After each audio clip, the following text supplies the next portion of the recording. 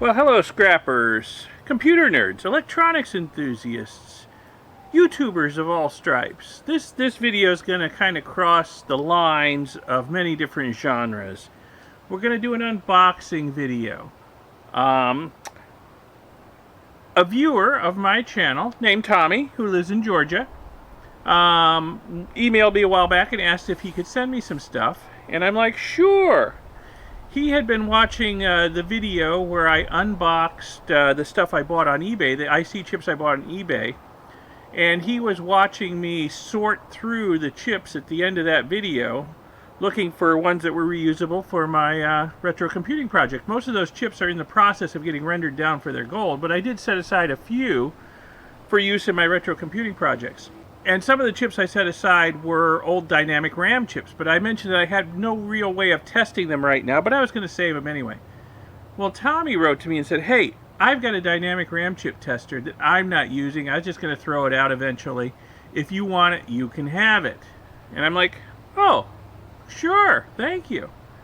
So, and he said, oh, and by the way, I'll stuff the box with other goodies for you too. So, oh, okay, well, thanks a lot. So, Tommy's box has arrived. It's a lovely day. It's actually New Year's Day, by the way, and I am babysitting the smoker over here. We're smoking a pork roast. So since I'm outdoors babysitting the smoker, you know, got my favorite non-alcoholic liquid libation here, I thought we'd do a little unboxing video and see what Tommy sent me. So I have had a peek inside the box, but I haven't really unpacked it thoroughly. So let's have a look. Oh, and by the way, Tommy has his own YouTube channel under the name Scrapman50. So check him out. He's got some good videos. So let's have a look inside the box. So, yeah. He sent me a link to this dynamic RAM chip tester. Apparently it was a kit in one of the electronics magazines, radio electronics magazines.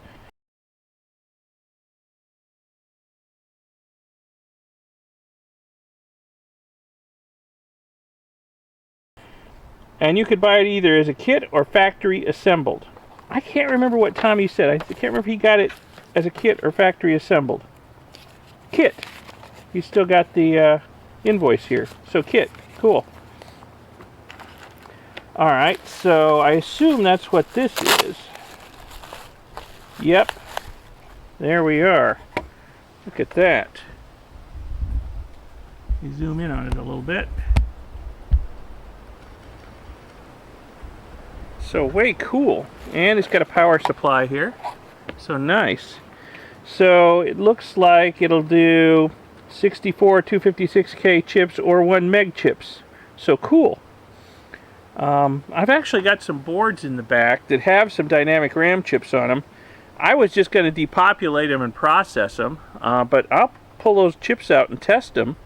I'll also test the chips I got with that eBay purchase too and see if they're any good. So thanks a lot, Tommy. This will come in handy for me since I'm getting so heavy into retro computing. So many of those old computers use dynamic RAM chips in them because static RAM was so expensive back in the day.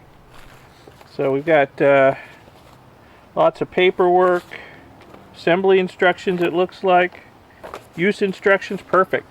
Perfect. Absolutely perfect. Thank you very much, Tommy. Put that so that the wind doesn't blow it away. Let's see what else is in here, because he said he was going to include some other goodies for me that I might be able to use. It looks like here's a whole bunch of ceramic EEPROM chips. Look like 27C 256s, 27C 512s, 27C 128s. Yeah, I can use some of these. 128s. Those got used a lot in retro computing. So the numbers on here tell you roughly how many bits in kilobits that the EEPROM can store. So the 27C256 could store 256 in kilobits. of memory, but it's organized as 8 bits wide, so you'd have to divide that by 8. So that would be actually 32K bytes of memory. So, and then the 512 would be 64K bytes, and the 128 would be, what, 16K bytes? So, okay, well, thank you. And it looks like we got some more ceramic EEPROMs here. Like, more of the same. Quite read it. Oh, and there's more on this side too. We'll have to peel the labels off of some of them to see what they are. And here's another one. And here's another one. And here's another one. Alright. Well, that's a lot of ceramic EEPROMs. I guess I need to do some more R&D on how to process these to get the precious metals out of them. And what else did he send? Oh, speaking of precious metals. Oh, lots of gold-plated RCA connectors. Look at that. All right, and some other kinds of connectors with gold plating in there too. And here's that looks like a compact flash card connector. It's got both gold fingers and gold pins on it, so that's nice. And then here is a, can't tell what this was. The heat sinks off of it, but it's got some. It was probably a Pentium or Celeron class processor. It's got some gold pads on the back. And then, oh, looks like some Cat 5 connectors. Looks like this would join 2 Cat 5 cables together. They've got lots of gold pins in them, each one. Although, you know what? Some of these might actually be useful for their intended function. Let's see, 1, 2, 3, 4, 5 of those. Let's see, that's some RFI shielding with gold plating on it. And here is, this looks almost like another, that's too big for a compact flash card. That's PCMCIA cards, maybe, old style, possibly. Got lots of gold pins on it, though. That's nice. So, okay, so this stuff that's gold plated, I will run through the next batch of eco-goldex gold plating stripper I make, and we'll recover that gold. Thank you very much, Tommy, for that. Wow, this is quite a nice haul. And this dynamic RAM tester will certainly get a lot of use. In fact, why don't I hook it up and see if I can get it to work right now. Okay, change of plans. Unfortunately, I'm not going to be able to test this right now. I'm looking through the instructions and whatnot here that came with it. And this tester tests 1 meg by 1, 256K by 1, and 64K by 1 dynamic RAMs. Okay, well that's still useful, but the RAM chips I set aside out of that eBay package, they were 64K by 4, 64K by 4. So I can't test them with this tester.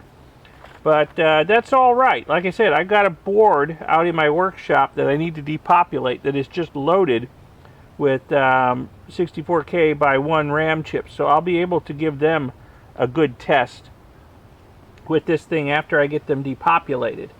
And I'll be very gentle with how I depopulate them. I won't just throw it in the kiln like I normally depopulate stuff and bake the parts off. I'll probably hit it with a heat gun and be very gentle and just surgically take out the RAM chips so I can so that hopefully they'll still be in good shape so I can test them.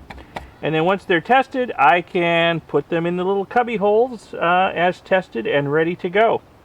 So anyway, thanks a lot, Tommy. This is a wonderful little haul, and I hope everybody goes and checks out his channel on YouTube, Scrapman50, and give him some support, show him some love. He's a nice guy. And he sent me some nice stuff here. So thanks again, Tommy. And thanks everybody for watching. Subscribe to see future videos. There'll be more videos coming out. In fact, it's such a nice day out here, and the meet has about 60 degrees more to go before it's done.